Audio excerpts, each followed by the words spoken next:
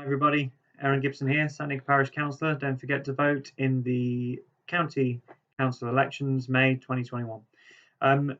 So today for this video, I just wanted to have a talk about Brexit and the EU referendum. And I know everybody's fed up of talking about this. I'm fed up of talking about it. I'm fed up of hearing about it.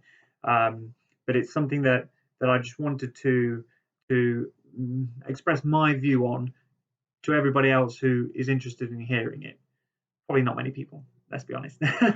Not many people right now, but if anybody is, great, it's here, you can hear it. I'm on camera, I'm on video saying it. It'll never go away, so that's good. So at the minute, there's a few things that are still a little bit uncertain, still a bit up in the air. I'm making these videos, there's arguments about fisheries, there's still arguments about how effective the deal is and all this sort of stuff. Even though we have a deal, it's signed, it's done, it's delivered, we've left the EU, and for all intents and purposes, I think what we'll see in the near future is that things start lining up. We start having certain competitive advantages from leaving the EU, and we start attracting certain businesses. I don't think it's entirely sure what that is yet, but I think something will come.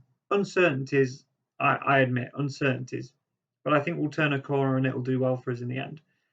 What isn't uncertain is the lack of clarity and leadership that anybody from the Labour Party is showing on this topic, on this point.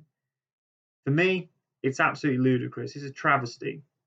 The fact that you have a Labour Party that historically was very anti-Europe, very anti-joining the EU, only, 50 years ago.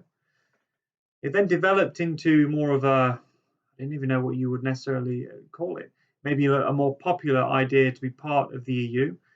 So the Labour Party changed position and became very pro-EU. However, there was an arm of the Labour Party, most notably the arm of the Labour Party that is from the generation, the original generation, when we joined in the early 70s and then the 80s, who are still very anti-EU. And I think I agree with them on some elements of that. What I don't agree with them with is them getting so confused on their position because they have half the party anti-EU, but having to masquerade as kind of pro-EU, because that looks like the position that the party is going to settle on. But who really knows? Honestly, who really knows? I don't have a clue. I don't have a clue whether they're pro-EU, anti-EU, want to go in for another referendum in 5 years' time, want to stick with Brexit and see how it goes. I honestly have no idea myself, and I'm not claiming to be close to the Labour Party, but I watch what's going on, I see it. I think this lack of leadership spreads generally. If I'm completely honest, it spreads generally throughout the party, and Labour Party candidates all over the country are saying that they're unelectable. Now, who the hell does that? Who stands there and admits that they're unelectable? The incumbent of my seat that I'm looking for now has done that. He's written in several occasions on his Twitter feed that the Labour Party are unelectable. And he wants to be re-elected. And I think the position on Brexit really encapsulates that whole thing. The fact there's that uncertainty, that lack of leadership, which makes them unelectable. Now, my position on Brexit and on leaving the EU has always been one of positivity. We can do a lot of very good things leaving the EU, and it opens a lot of good doorways for us and puts us in pretty competitive places for certain industries. The auto industry, I think we'll see some movement on that in the coming weeks. Aviation, there's lots of things. Financial industry, there's lots of things that we can come in. Manufacturing elements, mining, all these sorts of things. If we choose to go down that route as a central government, there's lots of benefits that we could come from that, from leaving the EU. At least I can say on this point, there is absolute clarity on my message there. So although we might be fed up of talking about Brexit in the EU, if you ask me, and if we want to have a conversation, we can. And my position, that's absolutely clear.